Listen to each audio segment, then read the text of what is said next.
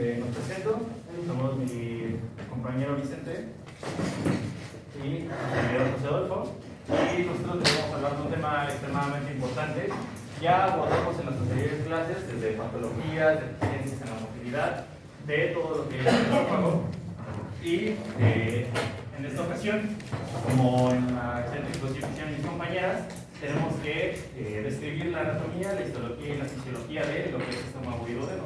Lo que es, perdón, los órganos de estómago y duodeno. Lo que es. Bueno, para empezar, yo les explicaré sobre la anatomía de lo que, perdón, del estómago. Yo les explicaré. Les explicaré. Les explicaré quién tú. Sube para arriba, salte para afuera, mete para adentro. Ok, adelante. Claro, doctor. Bueno, para iniciar con el tema, tenemos que entender algo muy claro. El estómago, por sí solo, o en un segundo le vamos a enseñar un video. Por sí solo, el estómago no tiene una forma determinada, pero para métodos de estudio se utiliza la porción de cúbito, entonces es una persona acostada. Iniciamos con que, además de esto, el estómago no tiene una forma definida, pero la mayoría de las bibliografías establecen que el estómago tiene una forma de cola. Tenemos que el estómago es la porción más dilatada del tubo digestivo. Este está encargado de recibir el bolo alimenticio y darle un tratamiento que explicaremos con la fisiología. Este tratamiento principalmente es para que las moléculas que llegan del esófago o el alimento se convierta en este bolo. Se convierte en un bolo tratando de hacer las partículas lo más pequeñas posible para que puedan atravesar el píloro. Y hablando de porciones, tenemos que es la conexión con el esófago abdominal y podemos dividir el estómago en diferentes porciones. Tenemos el cardias, que es el sitio de unión con el esófago. Tenemos el fundus o fondo gástrico, que, bueno, no sé, a mí se me hace particular que el fondo sea la porción superior, visto desde una perspectiva pues, de una persona parada. Y tenemos el cuerpo y el antro y el píloro. Iniciando tenemos que, como mencionaba, el cardias es la unión con el esófago. El fundus, regularmente no existe una forma específica de determinar las porciones que tenemos del estómago. El estómago se clasifica de esta forma debido a las diferentes glándulas y células que están. Clasifica, se divide. Se divide, claro. Se divide en relación a las glándulas que tenemos en cada porción. En el fundus, su característica particular es que no siempre va a tener vuelo. El fundus va a tener aire que nosotros respiramos, o no sé, cuando damos un bocado de aire, o se podría decir, va a estar ubicado. Esto va a ser mayormente visto en radiografías. Luego tenemos el cuerpo, que como mencionaba, se caracteriza por un tipo de células en particular que encontramos en esta zona. Tenemos el antro y el canal pilórico, y en este lado, en esta porción. Deben decir lo importante, el fundus gástrico, esa bóveda que está arriba. Cuando la persona está en el decúbito lateral izquierdo, y esto es importante cuando vimos hernia tal, ¿sí? Se pone en el decúbito lateral izquierdo, y entonces el líquido gástrico, los alimentos se van para allá y se evita el reflujo. Cuando están sobre el decúbito lateral derecho, el paso es directo, ¿sí? Por eso se recomienda, y usted es parte del tratamiento que le indica la indicación, que se acueste de lado. Y además, ¿qué otra cosa? La cama de verdad, 20 a 25 centímetros. También es importante que observen ustedes, ahí lo tienen como escotadura del cardias. Esto se forma un ángulo, se llama ángulo de Gibbs. A mayor apertura de ese ángulo, mayor facilidad para el reflujo. Entonces, el ángulo debe estar un poco más cerrado. Parte del tratamiento quirúrgico muchas veces consiste en suturar el esófago para cerrar ese ángulo. ¿Sí? Claro. Entonces, otras dos partes para las características anatómicas, tenemos la curvatura menor y la curvatura mayor, de forma cóncava y convexa respectivamente. Siguiente. Bueno, es un repaso nada más, no vamos a ver anatomía. Claro. Bueno, como a modo de repaso, vamos a explicar las relaciones anatómicas. Esta es una imagen muy clara y que me gusta mucho para definir cuál es la unión con los diferentes órganos que tenemos alrededor del estómago. No, no hay ninguna unión. Ahí no se unen, ¿sí? Están relacionados con esos, pero no se unen. Claro. Bueno, explicamos la relación anatómica. El esófago se une al estómago. El estómago se une al duodeno, pero no se une al páncreas ni se une al hígado. Están en contacto, no es lo mismo. Claro. Entonces tenemos que del lado izquierdo tenemos al vaso, del lado derecho tenemos al hígado, la vesícula biliar. En la porción posterior o detrás del estómago tenemos a lo que es el páncreas. Tenemos el páncreas. Y esto es muy importante para la explicación, es lo que es, el aumento. En algunas bibliografías lo van a encontrar como epiplón, en este caso lo tenemos como aumento.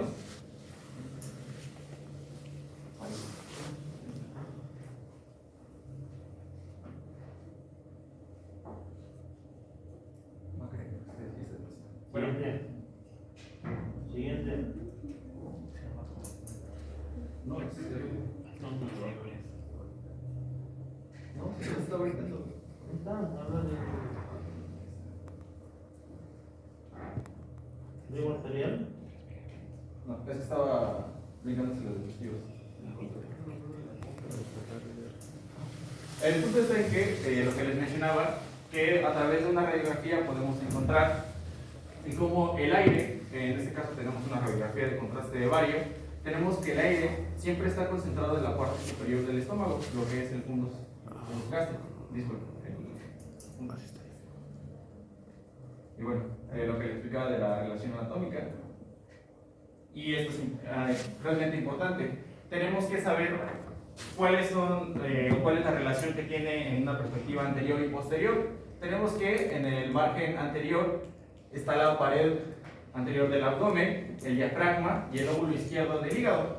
Si podemos ver, aquí lo que hace es que se levanta con pinzas lo que es el estómago, y el lóbulo izquierdo está por esta porción. Y del lado posterior tenemos de gran relevancia lo que es el tronco celíaco aórtico. Tenemos la glándula suprarrenal izquierda, la cara anterior del páncreas y el mesocolon transverso.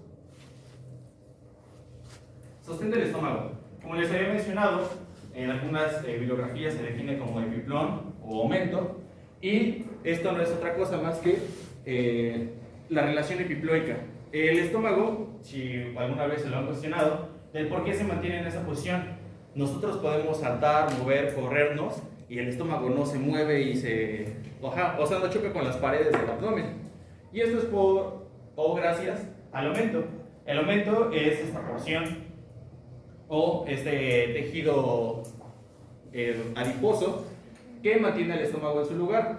El epiplón está dividido en dos porciones, el menor y el mayor. Bueno, para explicar qué es lo que lo sostiene, tenemos el ligamento gastrohepático que une al estómago con la porción del lóbulo izquierdo del hígado. Tenemos el ligamento gastrocólico, definido como el pezón mayor, que prácticamente es un gran sitio de almacenamiento de grasa de tejido adiposo. Cuando una persona tiene obesidad, tiende a aumentar toda esta zona del epiplón. Tenemos el ligamento gastroesplénico, que une con el vaso, y el ligamento gastrofrénico, que une con el diafragma.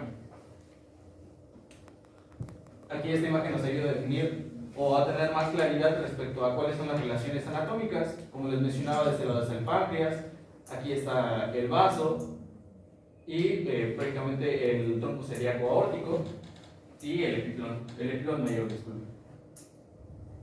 Irrigación del estómago. Esta es un tanto compleja. Se dice que el estómago es como un segundo cerebro, y respecto a todas las enormes funciones que cumple, necesita una gran cantidad de nutrientes. Es por eso su gran irrigación. Tenemos que el 90% de esta está dada por el tronco celíaco, y tenemos principalmente lo que es la arteria gástrica izquierda, la arteria gástrica izquierda, la arteria gástrica derecha, la arteria gastroepiplónica o el gastromental, que atraviesa toda la zona del aumento las arterias gástricas cortas, que están por esta porción, de estas que irrigan por encima y por detrás, la arteria frénica, que une al diafragma o que atraviesa esta porción del diafragma, y también igualmente tenemos el drenaje venoso. Todo el drenaje del estómago, desde el punto de vista quirúrgico, necesitamos conocer todas estas arterias y venas, ¿verdad? Porque si no podemos hacer sin irrigación en alguna región del estómago, se necrosa. O realizar un corte y necesitamos hablar de otra vez. Entonces es importante conocer la anatomía de la región, arterias, venas, ganglios linfáticos y por otro lado el sistema nervioso que está dado por el nervio vago, sobre todo para el tratamiento de los que hablamos ahora.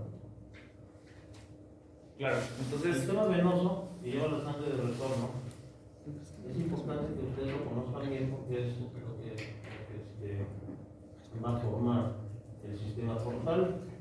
Que más adelante vamos a ver como sistema porta y sangrado del tubo digestivo alto, o ruptura de las varices esofágicas o de las venas gástricas superiores. Entonces es importante que conozcan bien el sistema venoso, que forma parte de la red de la porta. ¿Vale? Adelante. claro, entonces continuando, tenemos el drenaje venoso del estómago. Como lo bien lo mencionaba el doctor, todo el drenaje del estómago va hacia el sistema portal. Esto a través de principalmente tres venas: la vena gastroepiploica, la vena gastroepiploica, la vena gastroepiploica derecha y la vena preepilóica, que lo tenemos en esta porción, en la parte posterior. Inervación del estómago. Esto va a tener una gran relevancia a la hora de explicar el sistema fisiológico. Como lo mencionaba también el doctor, esta es una inervación autónoma del sistema nervioso a través de sistemas simpáticos y parasimpáticos. Tenemos que la de principal relevancia es el plexo celíaco y los troncos vagales.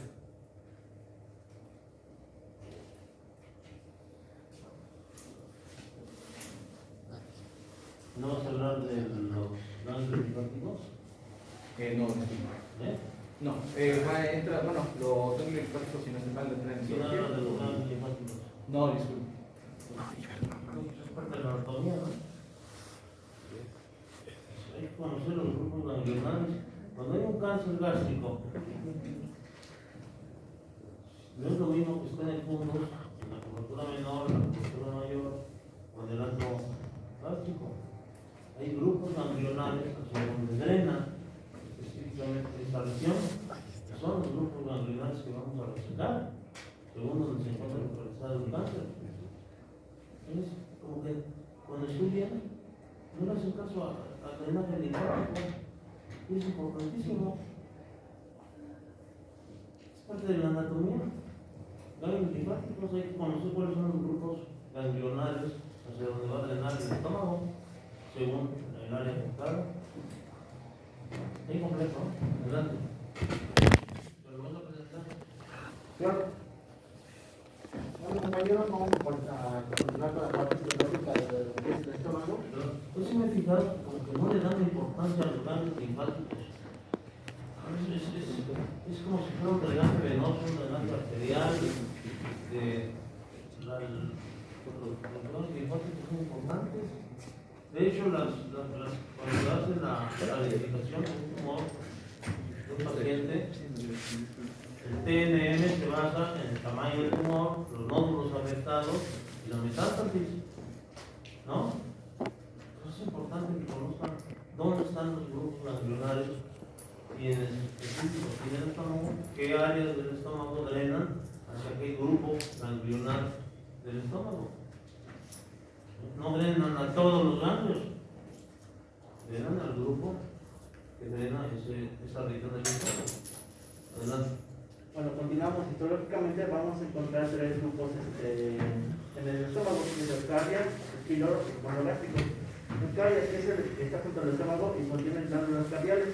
Estas van a secretar principalmente el mucinógeno, que el mucinógeno va a ser el moco que va a llevar al fondo gástrico. Ahora, el fondo gástrico es el grupo más grande del estómago. el cual va a contener las glándulas públicas, el cual van a presentar las células parietales y principales, que estas dos células son muy importantes, que las voy a explicar ahorita ligeramente, más adelante. Y también tenemos el píloro, que es proximal respecto a la gente de gastroenteróloga.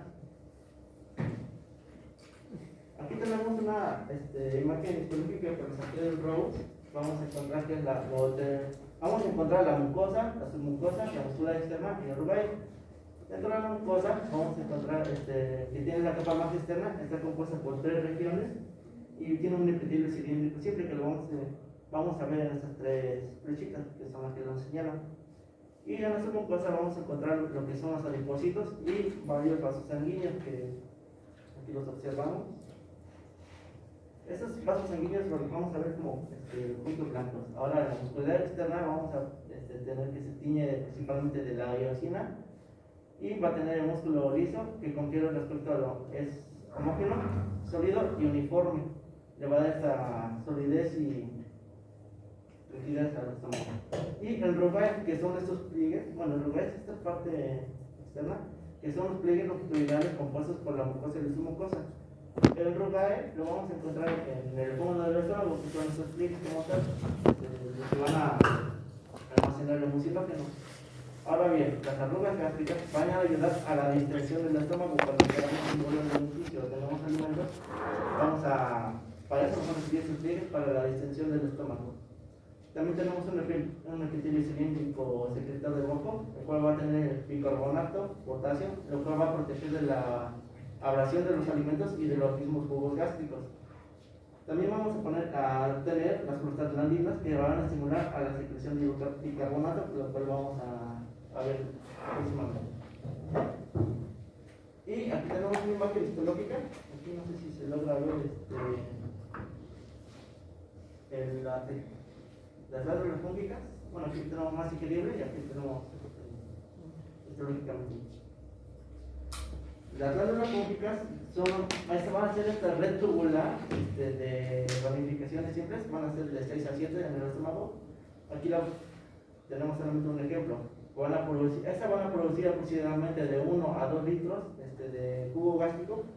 El jugo gástrico va a ser compuesto por el ácido clorhídrico, pepsina, moco, el intrínseco y la gastrina. Estas se van a encargar, bueno, principalmente las células que les mencioné, son 2, ahora te lo voy a mencionar. Van a tener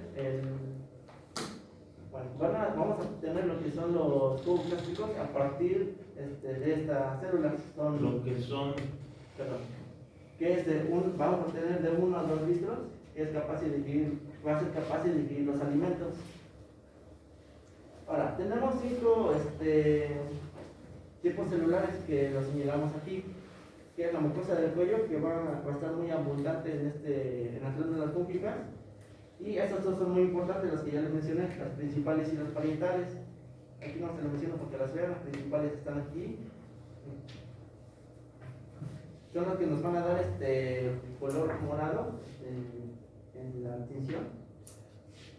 Va a destacar mucho, son las que nos van a dar moco y el moco. Bueno. Ahora vamos a tener las principales, que van a ser las principales. Las parietales, ahorita se las voy a explicar. Estos son los que van a secretar estas sustancias. Y las enterógenas, aquí las tenemos. Y las células madres, que las células madres son las que van a, digamos, como así, regenerar o ayudar a las demás células. Bien. Tenemos estas células, que son las células mucosas del cuello, que son células cilíndricas simples, que se encuentran en el cuello y en las glándulas y nos van a producir mocos. Estas van a ser mucho menos alcalinos que la mucosa superficial, las cuales van a ser células cilíndricas simples también, que van a recubrir el estómago y el moco que se secreta. Al igual, va a tener bicarbonato. Por otra parte tenemos a la enteroendocrina, que varía su secreción según la parte del tubo digestivo en la que se encuentre. Ahora, estas son las más importantes que ya les mencioné, que son las principales y las parietales. ¿Por qué van a ser importantes? Porque los principales van a ser abundantes, van a ser muy abundantes y se van a encontrar en el fondo de la glándulas fúngicas, que nos van a dar este color morado a resaltar. También va a tener su principal secreción, que es la pepsina, que va a dar va a tener la pepsinógeno, que nos va a dar la pepsina, que va a ser capaz de degradar las proteínas. También estas van a producir lo que es la lipasa, que van a ser las encargadas de degradar los lípidos. Y tenemos las parietales, que esas se van a encargar de secretar el ácido clorhídrico, que va a dar el acidez al estómago. Y también va a secretar el factor intrínseco, que es la molécula que se adhiere a la vitamina B12 que permite la absorción de los alimentos. Ahora, dentro de la parietal, vamos a ver cómo obtenemos el ácido clorhídrico. Lo vamos a obtener gracias a la creatina, el acetilcolina y la histamina. Estos van a activar la bomba de hidrogenado potasio, lo cual va a hacer que esta bomba va a activar, va a hacer que meta un potasio y salga un hidrogenado. Y gracias al canal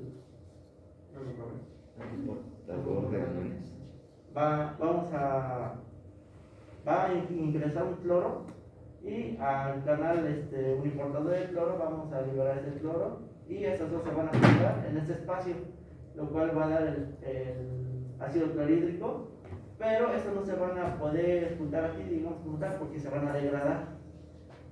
Ahora, vean bien esta forma, que va a ser esta parte que ya mencioné. Son estas células parietales, son, aquí no se logra ver bien la imagen, que son las que nos van a dar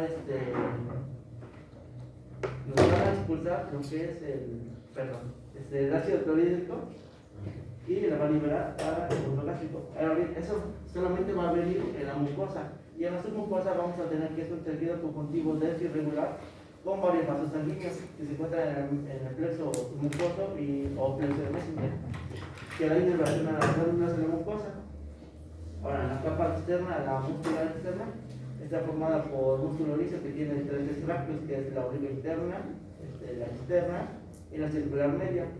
Y por último tenemos la serosa, que es el epitelio simple certificado por tejido conjuntivo formado por el peritoneo. Bueno, continuando con el tema, ya prácticamente lo sirvió mi compañero. Seguimos con histología. ¿Qué células hay en el fundus? ¿Qué células hay en el cuerpo? ¿Qué células hay en el antro? De hecho, ¿Qué células y glándulas que están en cada una de estas regiones?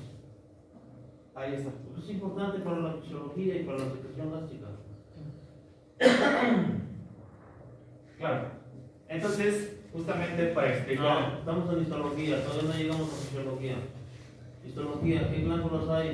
Públicas, células que. El ponente.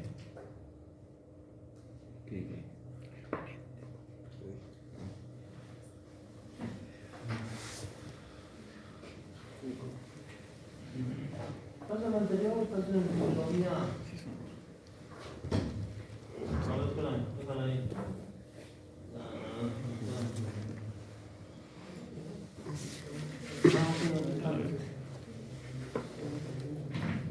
Bueno, con fisiología, pero de parte todavía de la histología.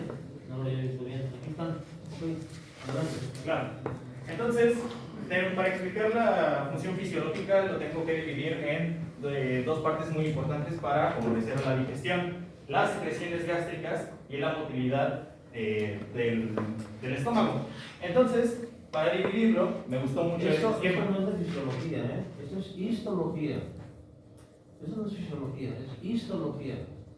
Son las células que están en cada región, aquí está definido, ahí están, pero lo estoy poniendo como fisiología. Adelante. Claro. Entonces, tenemos que el 80% de las células que tenemos en el estómago están contenidas dentro del cuerpo y el fundus gástrico. En estas están las células parietales, que como lo mencionaba mi compañero, son las que secretan ácido clorhídrico y factor intrínseco; las células pépticas, que producen el pepsinógeno, que nos permiten degradar moléculas complejas para su posterior absorción, las células mucosas, que por su nombre producen moco; las células heterocromafines o similares a heterocromafines, que secretan histamina. Quiero que principalmente para esta explicación recuerden estas moléculas: histamina, gastrina y somatostatina. Porque esto es muy importante, cuando analicen bien, porque para poder entender la secreción gástrica, esta imagen es muy importante. se la aprendan. ¿Qué células y qué producen? ¿Verdad? Claro. Porque las glándulas pilóricas, que cumplen el 20% de la porción del estómago, prácticamente interactúan o su función es estimular o inhibir a las células parietales, que son las que secretan el ácido clorhídrico. Entonces, tenemos que las células G producen gastrina, las células D somatostatina y también tiene células mucosas, porque todo el estómago tiene que estar recubierto de moco. Y bueno, entramos con la formación de ácido clorhídrico. Ya lo había ahondado, bueno, ya ahondó en el tema mi compañero Vicente, pero no está de más recordar que a través del CO2 y agua contenido dentro de la célula parietal se cataliza a través de la anidasa carbónica y se convierte en hidrógenos o protones, también depende de la bibliografía, y bicarbonato. La bomba de hidrógeno potasio, ATPasa, que funciona a través de ATP o transporte activo, tenemos que segregar hidrógenos hacia la luz gástrica. Junto a esta se segrega cloro, dando así ácido clorhídrico. Como, no sé, para explicar este tema tenemos que entender bien a qué se refiere a que segrega protones. La fórmula para determinar el pH, simplificándolo muy fácil, se refiere a que a mayor cantidad de hidrógeno o de protones, los protones funcionan como una molécula que interactúa con muchísima facilidad y oxida otros elementos. Es por eso que tiene esta consistencia ácida. Cuando hablamos de un pH alto, se refiere a que tenemos una menor cantidad de hidrógenos. Es decir, que en vez de que interactúe y oxide la molécula, esta le roba electrones. Perdón, interactúa a nivel electroquímico y lo que hace es que desconjuga a las moléculas. Y bueno, después, posteriormente, el bicarbonato. ¿Tiene manera de subirle? Porque se pierde el último renglón. Claro. Ahí se ve. Ah.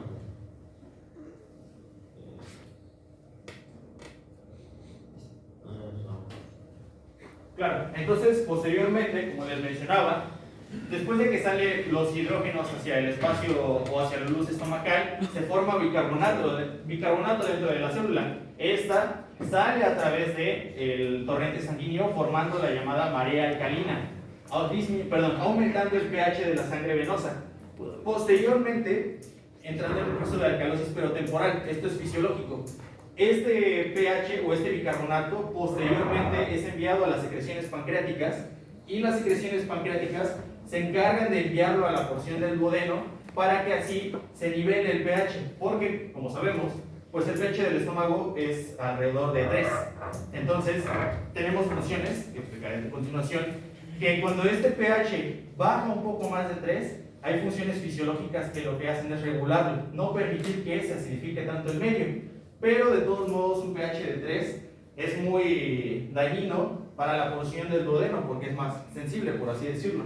Es por eso que es tan importante el bicarbonato que viaja a través del torrente sanguíneo y es vaciado a través de las secreciones pancreáticas. La estimulación de la secreción gástrica. Como les mencionaba, hay moléculas que son muy relevantes para explicar esto.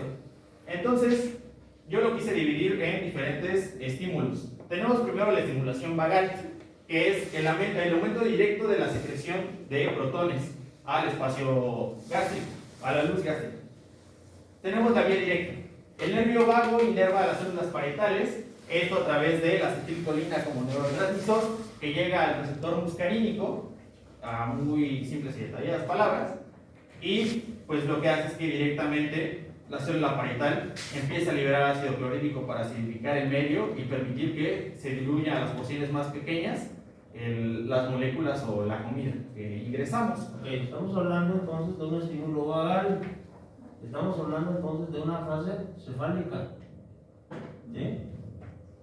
¿Por qué razones aumenta ese estímulo? El estímulo vagal. Ajá. Depende. Hay diferentes funciones y bueno, lo explico a continuación. Pero el estómago es, como lo mencionaba, una especie de segundo cerebro. Es muy inteligente. Entonces, si tienen el concepto del nervio vagal, inerva diferentes porciones de nuestro cerebro, perdón, de nuestro cuerpo. Entonces, con el hecho de la masticación, el olfato, no sé si alguna vez les ha pasado que ven algo que se les antoja mucho y se estimula el nervio vago, porque el nervio vago está unido a diferentes sentidos de nuestro cuerpo, principalmente el gusto. Cuando llega y nosotros ingresamos un alimento, el alimento lo que hace es que estimula el nervio vago y empieza a preparar a la porción, bueno, principalmente al estómago, la porción del tubo digestivo, para empezar a secretar el ácido clorhídrico para posteriormente recibir alimentos. Entonces, su mamá tenía razón cuando les dijo que no masticaran chicle con el estómago vacío. Ok, muy bien. Otra. Ahorita les pongo examen a todos. Entonces se ponen así. Ahí el estímulo central. ¿Qué sucede en estas situaciones de estrés? Liberamos histamina. La histamina. Lo que quiero es que vayan pensando y vayan correlacionando todo. El estrés puede ser traumático, el estrés puede ser quirúrgico, traumático por ejemplo un accidentado. Va en moto, choca, se cae, rompe la médula, se rompe la pierna. Quirúrgico, una operación programada. Un paciente quemado, un paciente que está en estrés. No que esté nervioso de los nervios, ustedes, que la gente habla, está nervioso. No, es un estrés porque hay liberación de sustancias, hay estímulos. ¿Sí? Y el estrés también, tensional, por preocupación económica, por preocupación de la novia o el novio que anda con otro, ¿verdad? Son varios tipos de estrés. Y todos estos repercuten en el estómago. ¿Sí? Y en el intestino también, pero estamos ahorita en el estómago. Entonces va a haber producción de ácido, va a haber producción de qué más. De factor intrínseco, porque se estimula la célula. Y esto va a irritar la mucosa gástrica, y entonces van a aparecer problemas de gastritis, ¿no? Entonces tenemos que entender esta fisiopatología para poder tratarla. Tenemos que tratar las causas, ¿sí? Para poder dar un tratamiento adecuado. No todo es medicina, ¿no? Claro. Entonces, ya les mencioné la estimulación vagal a través de la vía directa, pero también hay otro tipo de estimulación y es a través de la vía indirecta. No conecta el nervio vago directamente a la célula parietal, sino que inerva a células G, utilizando como neurotransmisor al péptido liberador de gastrina.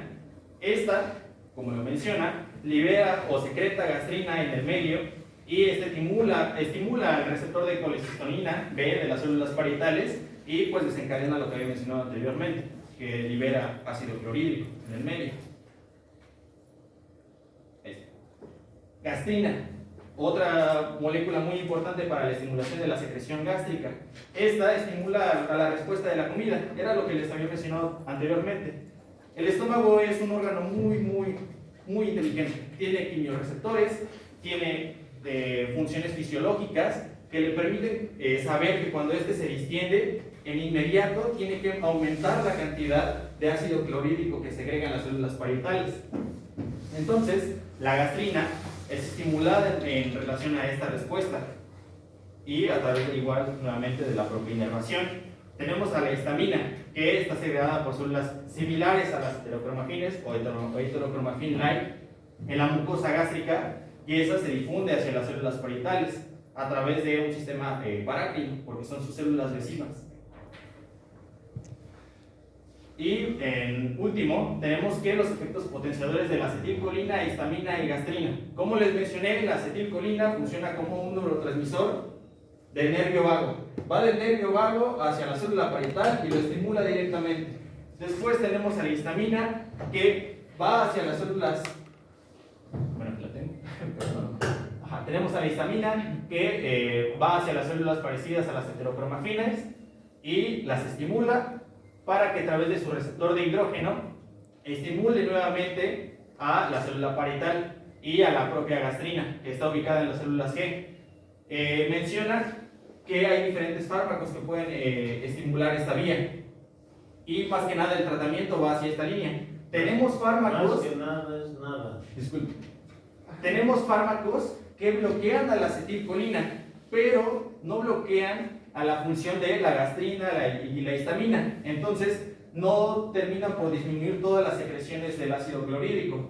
Entonces, podemos hacer un efecto potenciador bloqueando todas las vías, tanto el neurotransmisor de la acetilcolina, la liberación de la histamina y la gastrina. Por esa razón, muchos médicos fracasan en sus tratamientos porque no están atacando las causas, ¿verdad? No están atacando una. ¿Verdad? Claro, esto es de gran relevancia. Otro fármaco muy conocido, como es el omeprazol, actúa a un nivel específico y es en la bomba. La bomba que libera protones prácticamente es como si se bloqueara la línea de producción de ácido clorhídrico. Pero, como bien mencionaba mi compañero Vicente, hay una molécula muy importante que necesita conjugarse con el ácido clorhídrico para formarse, que es el pepsinógeno, posterior a formar pepsina. Como lo mencioné, la pepsina funciona como una enzima que nos permite degradar moléculas complejas. La función, y algo que sí quiero que se quede toda la vida, es que el estómago es como si fuera una licuadora. Tiene que triturar lo más que pueda el alimento para que pueda atravesar por la porción del píloro y así poder llegar a duodeno, porque el duodeno necesita moléculas muy pequeñas para poder utilizar esos nutrientes. Y hay un tipo de patología en específico cuando ese esfínter pilórico no permite presionar y empieza a liberar moléculas mucho más grandes de lo habitual. Y posterior a esto tenemos la inhibición de secreción gástrica. Esto es a través de un mecanismo de retroalimentación negativa hacia las propias células parietales, que son el centro de toda esta explicación. La primera, como les mencionaba, es que el pH del estómago tiene que estar poquito más arriba del 3, pero no menos, no abajo, porque se empieza a hacer un medio demasiado ácido para el propio estómago. Entonces, tenemos que a través de la estimulación del propio nervio vago, después de vaciar el contenido, se disminuye el pH, inhibiendo así la producción de gastrina. Después tenemos a la somatostatina, que, otra molécula muy importante, inhibe la secreción de protones a través del ácido clorhídrico.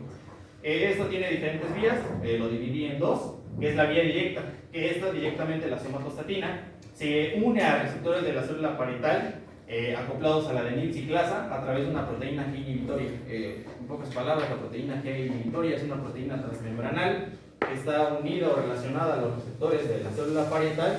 Entonces, al momento en el que se une la somatostatina o que llega a los receptores, pues lo que hace es que inhibe a nivel prácticamente del núcleo de la célula. Motilidad gástrica. Ya sabemos cuáles son las secreciones que tiene el estómago. Ok, entonces, 1.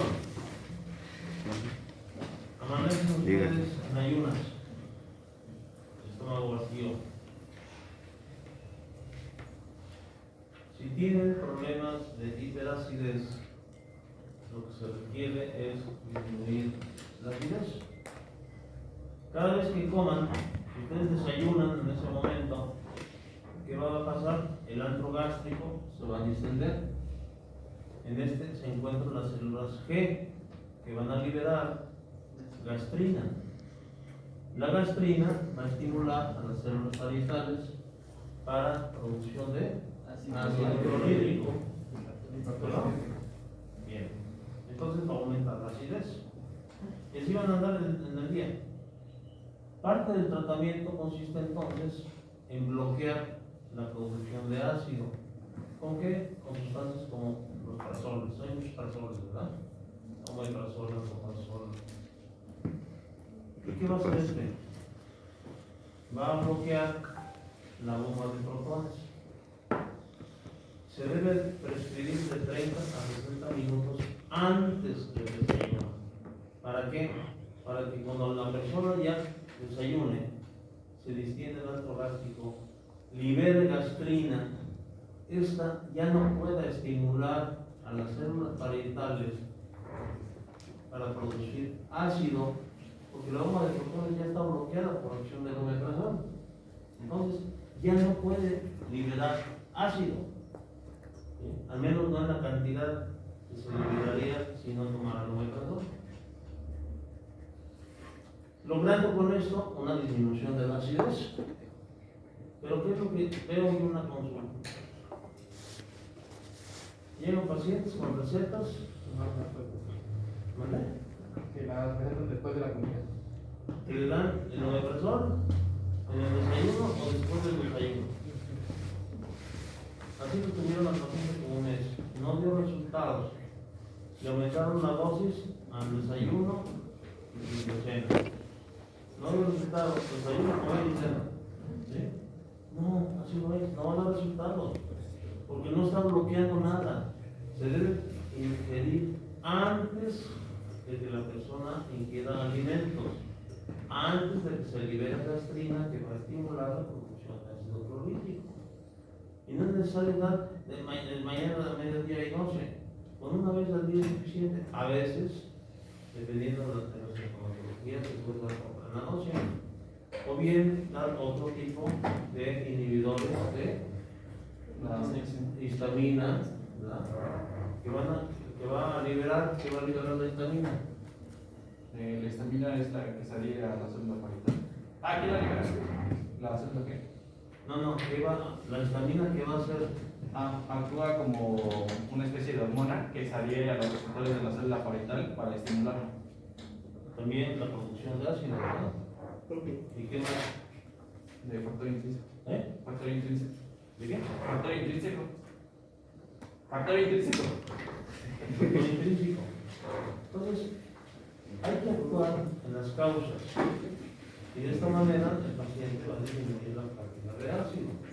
Ahora, recuerden ustedes que no podemos mantener a un paciente con el ácido disminuido todo el tiempo, porque la acloridria puede ocasionar gastritis atrófica, ¿sí? O sea que tampoco es buena. También recuerden que el ácido gástrico es un bactericida, ¿no? Que nos evita enfermarnos por las bacterias que puedan ir en algunos alimentos. La acidez gástrica las mata las bacterias. ¿Está claro? Sí. Bueno. Adelante. Claro.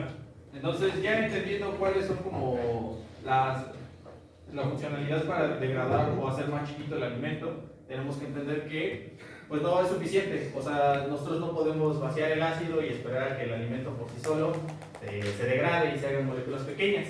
Es aquí donde entra la motilidad gástrica. Lo dividí como que en diferentes funciones de la motilidad. Tenemos la función de almacenamiento, mezcla, propulsión y vaciamiento gástrico. Tenemos que podemos dividir al estómago en este caso en dos porciones, la proximal y distal, porque no cumplen la misma función.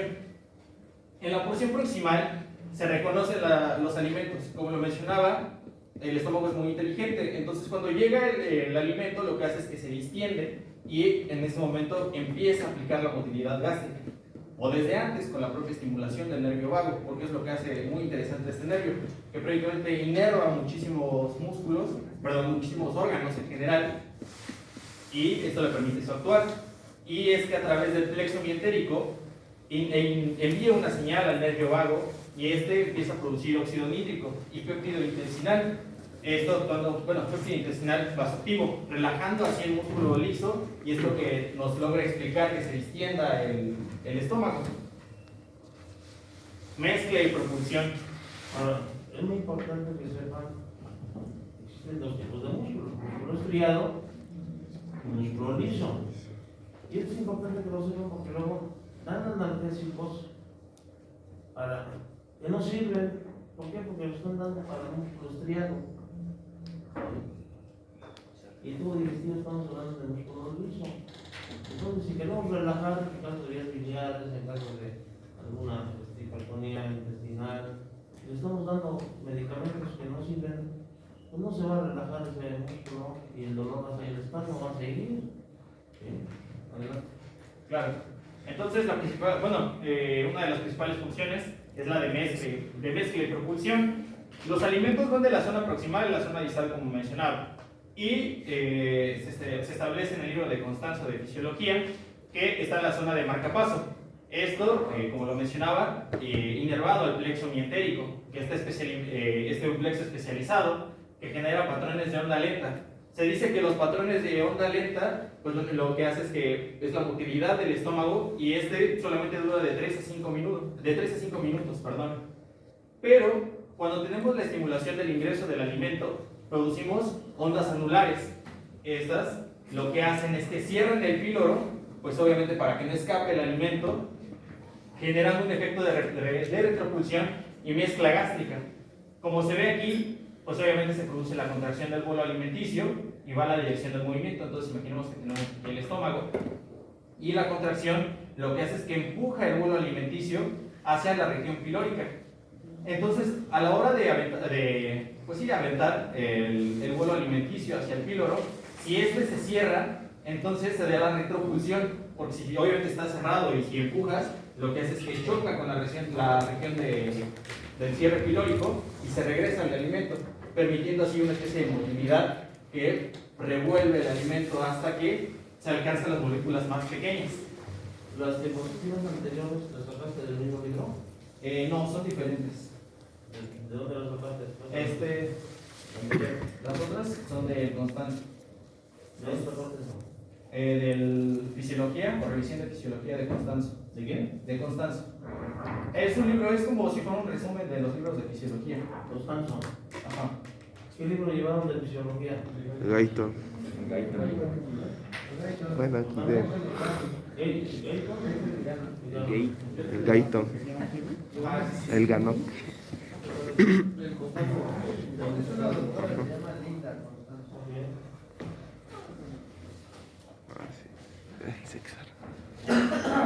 Bueno, vean cómo son fisiología pura. Son cosas que vieron de fisiología, Sí. de anatomía, de histología, pero son fundamentales para el entendimiento, para la comprensión de la patología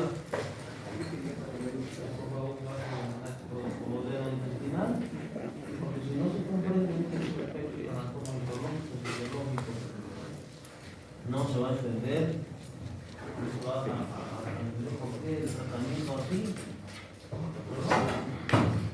Su compañero comprendió el tema, se ve que lo entendió, luego se dan cuenta cuando entienden el problema y no nada más lo leen, sino está bien comprendido.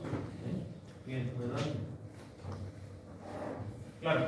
Y entrando en el último porción tenemos que el estímulo. El estímulo del sistema nervioso parasimpático y la distensión estomacal.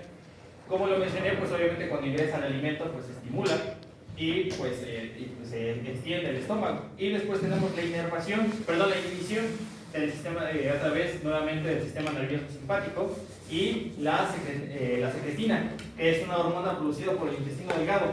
Algo que no he mencionado anteriormente es que el estómago no funciona como un órgano independiente, funciona a través del duodeno, que pues es el siguiente tema de exposición y lo vamos a explicar en fisiología.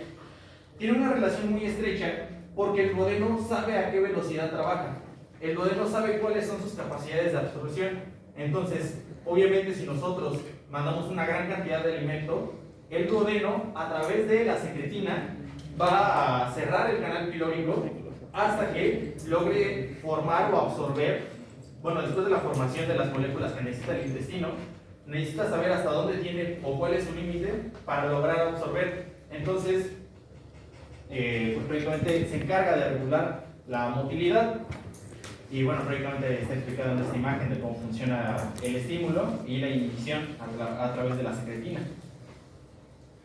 Y ya, para continuar, como lo mencionaba, el vaciamiento gástrico respecto a la relación estrecha que existe entre el estómago y el duodeno. Pero entonces ya explicamos que se cierra el canal pilórico, entonces, ¿cuándo se apertura? Y la realidad, y algo que sí tenemos que tener muy claro, es que el canal pilórico casi siempre tiene esa estrechez que se mide aproximadamente de alrededor de 1 milímetro. Entonces imagínense qué tamaño debe tener 1 milímetro, que solamente el vaciado de líquidos, por ejemplo, alcanza de 2 a 3 mililitros. Y hablando de, cuerpos que se miden en gramos, podría ser que atraviesa a través de este canal pilórico de 1 a 2 gramos. Entonces es casi nada de contenido, porque así trabaja el intestino. Entonces tenemos nuevamente que el nervio parasimpático estimula a través del péptido liberador de gastrina. Posteriormente, las células que cierran el esfínter y aumentan el peristaltismo.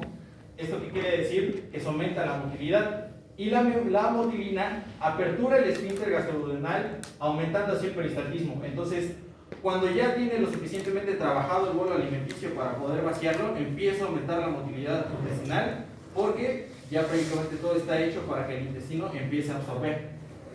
Y tenemos aquí el patrón interdigestivo, que no sé si alguna vez les ha pasado que cuando no comes se dice, ay, es que me dan retortijones, me duele la panza. Y es esto, el patrón interdigestivo se da en periodos de ayuno de alrededor de 12 a 24 horas. Esto favorecido a través de la hipoglucemia. Y lo tenemos que es una onda naciente del marcapaso gástrico, lo que les mencionaba. El marcapaso es el que prácticamente produce la motilidad. Entonces, tenemos que estimule el avance del quimo que no logró pasar a través del esfínter pilórico. Entonces, es como si su estómago o su cuerpo tratara de aventar lo que hay. O sea, si ya entramos en un estado de hipoglucemia o no hemos comido de alrededor de 2 horas, obviamente el canal pilórico es muy estrecho. Entonces lo que hace es que empieza a aumentar la motilidad para lograr lo más que pueda sacar del estómago y así nutrirlo. Es por eso que nos dan como estos retortijones cuando tenemos hambre. Ahí nomás. ¿Tú se me entendiste? No, no, no.